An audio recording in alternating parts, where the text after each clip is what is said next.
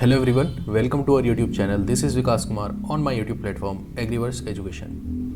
Friends, आज की video बहुत ही इंटरेस्टिंग है और हम इस वीडियो में आज डिस्कस करेंगे जो IBPS AFO SO एग्ज़ाम या PO का जो एग्ज़ाम होता है उसमें फ्रिक्वेंटली आस्क्ड क्वेश्चंस जो होते हैं इंटरव्यू में, वो हम डिस्कस करेंगे कि उसको आंसर कैसे करना है।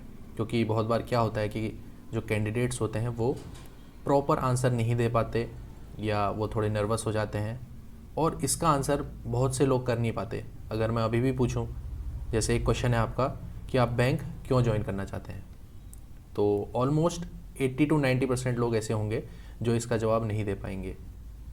तो वही चीज़ मैं आपको आज बताने वाला हूं कि इंटरव्यू के टाइम क्या जवाब देना है। ठीक है, IBPS SO तो अधिकतर तो क्या होता है कि मेंस का जो एग्ज़ाम होता है उसके ऑलमोस्ट 10 to 15 डेज़ बाद जो इंटरव्यू है उसका, जो मेंस है उसका रिज़ल्ट आ जाता है और इंटरव्यू का कॉल लेटर आ जाता है। तो यहाँ पे आज का जो डिस्कशन का टॉपिक है कि why do you want to join banking sector. और जितना भी पैनल होता है सबका ये बहुत फेवरेट क्वेश्चन है, तो ये क्वेश्चन तो आपको प्रिपेयर करके जाना पड़ेगा। तो मैं बताना चाहूँगा, अगर आपसे ये क्वेश्चन पूछ लिया जाता है तो आपको कैसे जवाब करना है। अधिकतर कैंडिडेट्स क्या करते हैं कि सर मैं तो बैंक इसलिए ज्वाइन करना चाहता था क्योंकि वहाँ जॉब सिक्योरिटी है। तो ये आंसर अगर आप बोलते हैं कि मैं सिर्फ जॉब सिक्योरिटी की वजह से ही बैंक को ज्वाइन करना चाह रहा हूँ, तो अगर आप ये जवाब देंगे तो वहाँ पे इसका नेगेटिव इम्पैक्ट जाएगा। ठीक है, क्योंकि वहाँ पे आपसे काउंटर क्वेश्चन भी किया जा सकता है कि आजकल तो प्राइवेटाइजेशन की बातें हो रही है, अगर बैंक प्राइवेटाइज हो जाता है तो क्या आपकी जॉब सिक्योर है। तो ऐसे कुछ भी काउंटर क्वेश्चन आ सकते हैं, तो ये आंसर देना उचित नहीं होगा। ऐसे ही और सारे कुछ कैंडिडेट्स होते हैं जो आंसर देते हैं कि सर आई एम अनएम्प्लॉयड, मैं अनएम्प्लॉयड था और मैं बहुत सारे एग्ज़ाम की प्रिपरेशन कर रहा था। तो जो IBPS AFO या फिर आप जो भी है उसके लिए आप एलिजिबल थे, इसलिए आपने ये एग्ज़ाम के लिए प्रिपरेशन किया। अगर आप ऐसा बोलेंगे तो तब भी नेगेटिव इम्पैक्ट जाएगा। ठीक, तो अब आप क्या बोल सकते हैं? घिसे पिटे आंसर नहीं देने हैं, वो आपका जेन्युइननेस देखना चाहते हैं, आपका एक एम्बिशन देखना चाहते हैं कि आप बैंक को क्यों ज्वाइन करना चाहते हैं और आप बैंक के लिए एक कैसे एसेट की तरह यूज़ हो पाएंगे।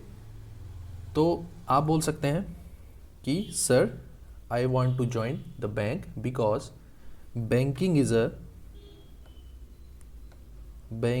Is a growing and very reputed profession, या बोलने सेक्टर, कि बैंकिंग जो है वो इंडिया की सबसे ग्रोइंग और रेपुटेड प्रोफेशन है, इसलिए मैं बैंक को ज्वाइन करना चाहता था। इसके साथ साथ आप कुछ और भी चीज़ें ऐड कर सकते हैं, जैसे बैंकिंग इंडिया की या कोई भी नेशन है, हम तो यहाँ इंडिया की बात कर रहे हैं कि इंडिया की एक तरीके से इकोनॉमिक ग्रोथ का मेन पिलर है, main pillar of economic growth. और आप इसमें जोड़ के बोल सकते हैं कि सर बैंकिंग की वजह से ही इनका मेन जो कंट्रीब्यूशन है वो इकोनॉमिक ग्रोथ में है इंडिया के। और आपको पता भी होगा बहुत सारी स्कीम्स चलती हैं गवर्नमेंट की, तो वो सब की सब स्कीम्स, मैक्सिमम जितनी स्कीम है वो बैंक के थ्रू ही इम्प्लीमेंट होती हैं। तो आप ऐसा भी बोल सकते हैं कि सर बैंकिंग में जो बैंक है वो इंडिया की इकोनॉमिक ग्रोथ में अपना योगदान देती हैं, तो इसलिए मैं बैंक को ज्वाइन करना चाहता हूँ।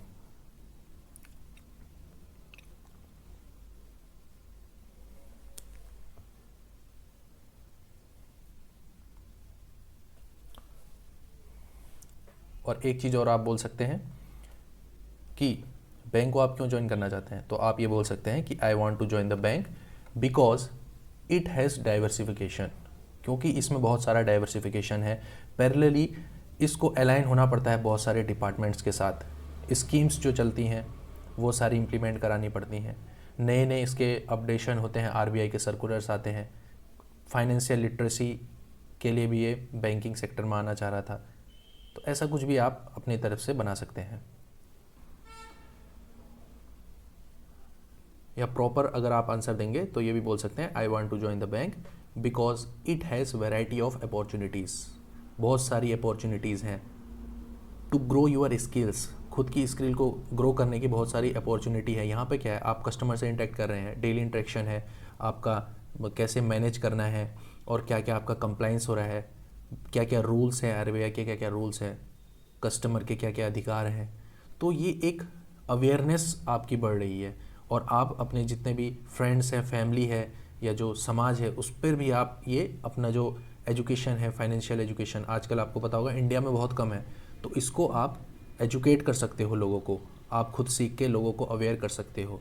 तो इसलिए आप बैंकिंग सेक्टर ज्वाइन करना चाहते हो। तो ये भी एक जवाब हो सकता है। इसके साथ साथ पर्सनैलिटी ट्रेट, अगर आप मान लीजिए आप कुछ ऐसी चीज़ बोल दें अपनी हॉबीज़ में, ऐसा नहीं कि आप कोई फेक हॉबीज़ बताएं, आपकी हॉबी एक्चुअल में होनी चाहिए, या आपका कोई जो टेक्निकल स्किल है वो बैंकिंग में यूज़ हो पाए। ऐसा अगर आपके पास कोई ट्रेट है, आपका कोई स्किल है, तो वो आप इसको यहाँ पे ऐड ऑन कर सकते हैं। जैसे कि मेरा इंटरव्यू था, मेरा शौक़ है ग्राफिक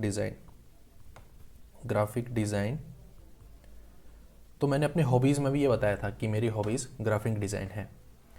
तो मैंने इसी को यहाँ पे जो बैंकिंग वाला मुझसे क्वेश्चन पूछा गया था, मैंने इसमें यूज़ कर दिया था कि सर कि जो बैंकिंग सेक्टर के जितने भी आजकल आपको पता होगा कि डिजिटलाइजेशन हो रहा है, लोन जो है डिजिटल लोन दिए जा रहे हैं, डिजिटल प्रोडक्ट्स लॉन्च किए जा रहे हैं और बहुत सारा कंपटीशन है मार्केट में, पब्लिक सेक्टर बैंक या बोल रहे हैं प्राइवेट सेक्टर बैंक में।